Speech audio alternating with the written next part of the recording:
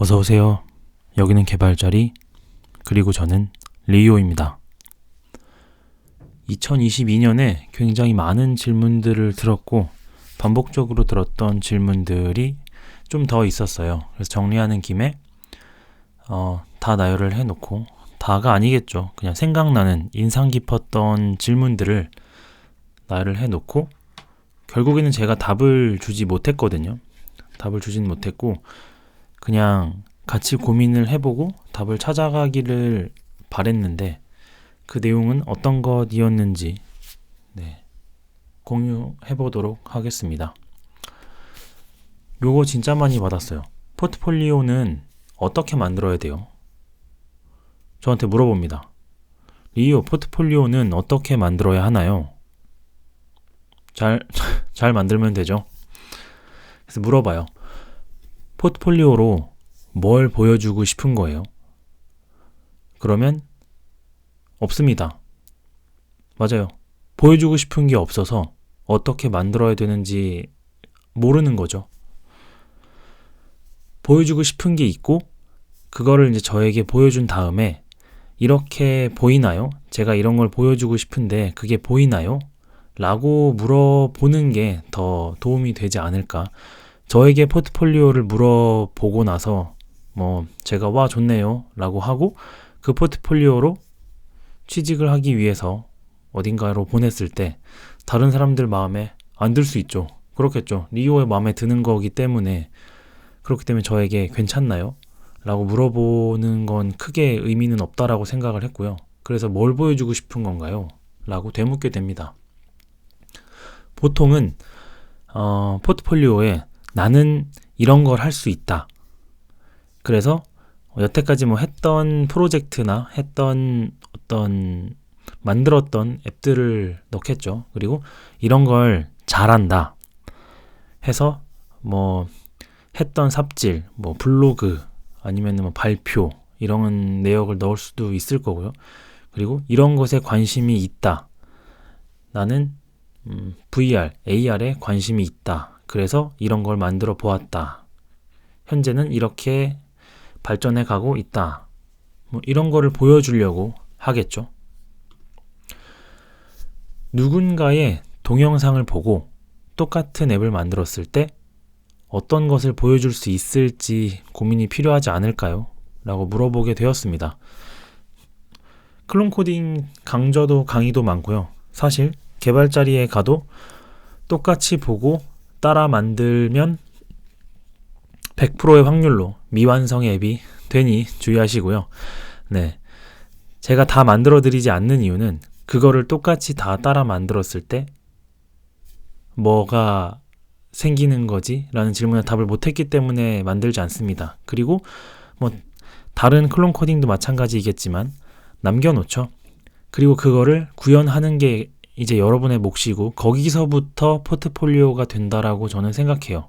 저는 성실합니다. 그래서 이 동영상을 다 봤고요. 똑같이 만들었어요. 하지만 성실한 게 다가 아니에요. 새로운 거 만드는 것을 좋아하고요. 제가 어려움에 부딪혔을 때 해결책을 혼자 찾을 수 있었습니다. 그래서 그 앱을 이렇게 발전시켰고요. 그 다음에 이 앱을 이렇게 서비스화 했습니다. 라면은 열정을 보여주고 싶었던 거군요. 열정이 잘 보이네요. 좋은 포트폴리오라고 생각해요 라고 얘기할 수 있지. 질문부터 클론 코딩을 하고 있는데 저 포트폴리오 어떻게 만들어요? 왜 포트폴리오를 만들어야 되는지부터 생각을 해보면 답이 나오지 않을까라고 생각합니다. 그 다음 질문으로는 플러터나 리액트 네이티브도 할까요? 아니면 그것도 해야 할까요? 라고 저한테 물어봅니다. 그럼 제가 할 수 있는 대답은 두 개죠. 네, 하세요와 아니요, 하지 마세요. 그리고 굉장히 높은 확률로 하세요. 2번 하세요. 할 수 있으면 하시죠. 제가 말릴 이유가 있나요? 해야 된다면, 해야 되냐고 물어본다면 하라고 대답할 수밖에 없습니다. 근데 궁금해요. 플러터와 리액트 네이티브 무엇 때문에 하는 건가요? 앱 만들려고요? iOS로는 앱 못 만드나요? 왜 플러터와 리액트 네이티브를 하는 거죠? 그래서 플러터와 리액트 네이티브를 하면 문제가 해결이 되었나요? 그걸로만 문제가 해결되나요? 플러터를 하면 안드로이드 앱을 만들 수 있잖아요. 리액트 네이티브를 하면 크로스 플랫폼이기 때문에 다른 거 할 수 있잖아요. 다른 앱들도 만들 수 있잖아요. 네, 크로스 플랫폼의 의미가 여러 가지가 있지만 스위프트를 잘 하고 그 다음에 스위프트 UI를 잘 하면 맥OS 어플리케이션도 만들고 와치OS 어플리케이션도 만들고 여러 OS를 왔다 갔다 하면서 앱을 만들 수도 있고요. 안드로이드와 iOS 둘 다 만들고 싶다면 어차피 새로 배우는 거라면 안드로이드를 배우는 건 다른가요? 안드로이드를 하기 위해서 리액트 네이티브와 플러터를 배울 건가요? 안드로이드를 하고 싶으면 안드로이드를 배우면 되는 게 아닌가요? 이미 iOS를 하고 있는 상태에서 플러터를 해야 하는가? 그래서 내가 닥친 문제가 해결이 된다면 가시죠. 근데 그걸로만 문제가 해결이 되는가? 더 나은 방법은 없는가? 앞으로도 이걸로 문제를 해결할 건가? 라는 것에 대해서 본인이 스스로 네, 그렇습니다. 저는 이걸로 다 할 수 있어요. 라고 한다면 가시죠. 그게 아니라면 고민을 좀 더 해봐야겠죠. 이것도 결국에는 제가 어떤 답을 드릴 수가 없는 질문들이었고 그리고 물어보면 네 라고 대답합니다. 네. 그리고 그 다음 질문은 리오, 저 개발자가 되고 싶어요. 뭐부터 해야 되나요? 알고리즘, 자료구조, 문법 공부, 개발이요. 개발자가 되고 싶으면 개발하시면 됩니다. 뭐든 좋으니 아무거나 개발을 해보세요. 클론 코딩도 좋아요. 누군가 처음에 잘 모르잖아요. 어렵잖아요. 그러면 동영상을 보고 똑같이 따라 만들고 그 사람이 만드는 거를 똑같이 따라 만들 수 있을 정도가 되면은 만들고 싶은 걸 찾으세요. 만들고 싶은 걸 못 찾겠어요. 그럼 왜 개발하나요? 저는 영어로 말하고 싶지 않습니다. 근데 영어를 배울 거예요. 왜죠? 개발하고 싶지 않아요. 전 만들고 싶은 게 없어요. 개발자가 되고 싶습니다. 굉장히 놀라운 접근이죠. 그래서 개발자가 되고 싶다면 만들고 싶은 게 있는 상태에서 시작하면 더 좋겠죠. 네. 그리고 처음에 만들고 싶은 게 너무 고난이도라서 어떻게 만들어야 되는지도 감이 안 온다면은 일단은 내가 만들 수 있는 아주 간단한 거 혹은 따라 만들 수 있는 것들을 만들면서 좀 익숙해지고 거기서부터 여기서 다른 건 어떤 걸 할 수 있는 건지 또 어떤 것들을 공부할 수 있는 건지를 찾아봅시다. 그리고 만들고 싶은 걸 찾은 다음에 무엇을 공부해야 할지를 정하면 됩니다. 아주 간단한 게 있나?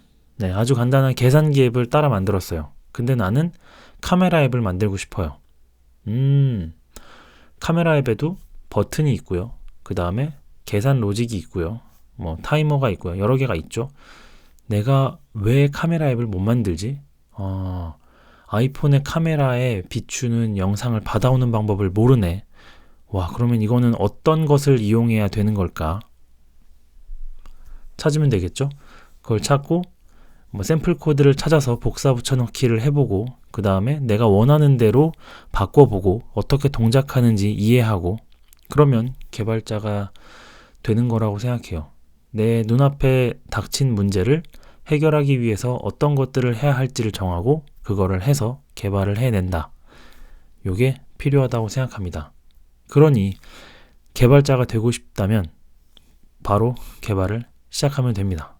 길을 잃었다면 개발 자리에 와서 북극성이나 어떤 다른 별들을 보고 길을 찾듯이 길을 한번 찾아가시기를 바랍니다. 네, 이거 마지막 질문인데요. MVC, MVVM, 립스 많죠. 바이퍼 어떤 아키텍처를 공부해야 할까요? 라고 물어봐요. 그러면은 거꾸로 물어봅니다. 아니, 뭐가 문제길래 새로운 아키텍처를 공부해요? 지금 어떤 문제에 처해 있나요?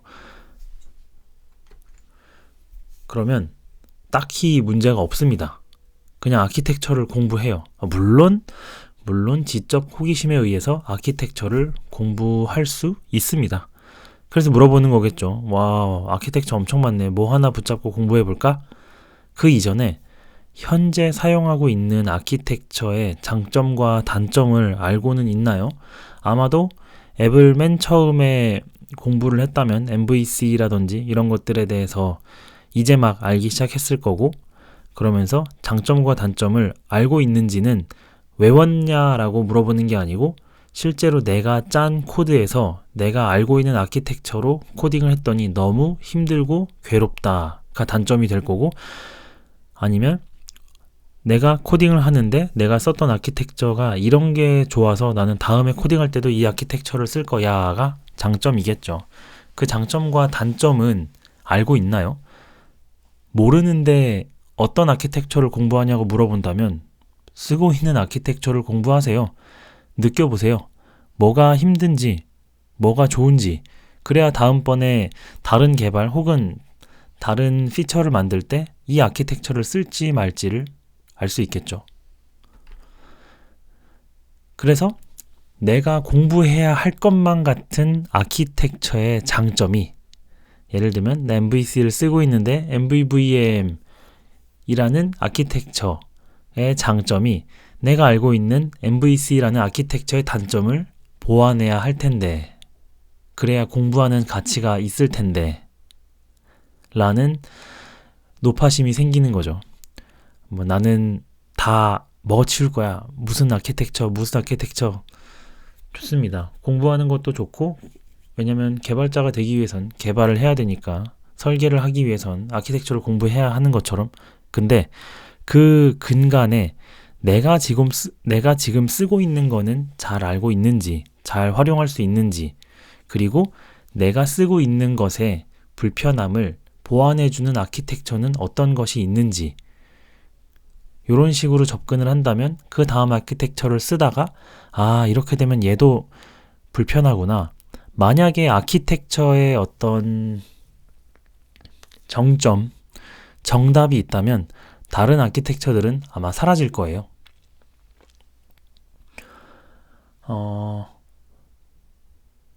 무엇이 있을까요?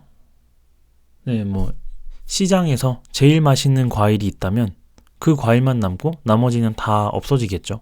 근데 그게 아니라 이 과일은 육즙이 많고 달아. 난 단 게 싫은데 단단하고 단맛이 적어. 다 장점과 단점이 있으니까 그게 필요한 순간을 적절하게 알고 적절하게 끌어다 쓸 수 있는 게 필요한 거지. 내가 많은 걸 알고 있어, 많은 걸 해봤어는 크게 문제를 해결하는 데는 도움을 주지 않을 것 같은 느낌이 강하게 듭니다. 그래서 공부를 하고 싶다면 내가 알고 있는 것에 모르는 부분, 혹은 내가 알고 있는 것의 단점, 부족한 부분을 메꿀 수 있는 애를 공부하고, 또 공부한 녀석의 부족한 부분을 메꿀 수 있는 녀석을 공부하고, 이렇게 간다면 점점 더 내가 지금 하고 있는 코딩의 퀄리티가 높아지겠죠. 왜냐면 부족한 부분을 메웠으니까요. 그게 아니라 그냥 최신에 잘 나가는 아키텍처, 어떤 회사에서 쓰는 아키텍처를 나도 써야지. 왜요? 그러면 어떤 장점이 있어요? 어떤 문제가 해결되나요? 이걸 가지고 우리는 어떤 이득을 취할 수 있나요? 라는 질문에 답변을 내놓지 못한다면 쉽지 않은 여정이 될 걸로 보입니다. 이렇게 해서 2022년에 많이 들었던 질문들에 엄청 얄밉네요. 답을 해주진 않았네요. 사실 질문을 들었을 때 그 답 자체가 이미 본인의 마음속에, 그리고 본인의 상황 속에 있다라고 생각을 해서 질문을 다시 던지고 그들의 선택에, 그리고 그들의 어떤 상황에 맞게 갈 수 있게 답을 해줬다고 생각을 했습니다. 내년에도 이것보다는 좀 새로운 신박한 질문들을 많이 듣는다면 또 정리를 해서 가지고 돌아와 보도록 하겠습니다. 오늘은 여기까지.